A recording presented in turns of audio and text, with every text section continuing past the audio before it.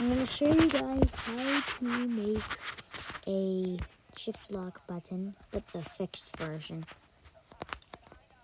First, get the numbers in the description of the video. Then go to toolbox, paste the number in here, get it. Copy, cut, delete, and then paste it into starting view. Then you can just position the button anywhere you want.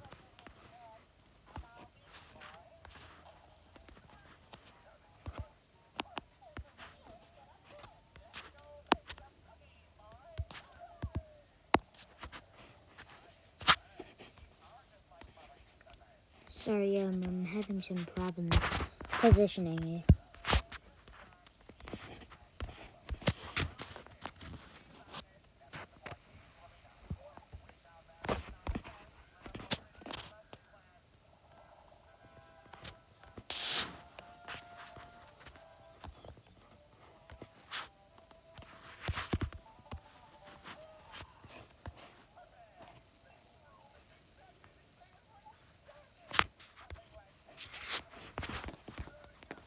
And then, maybe a little glitchy, but it still works.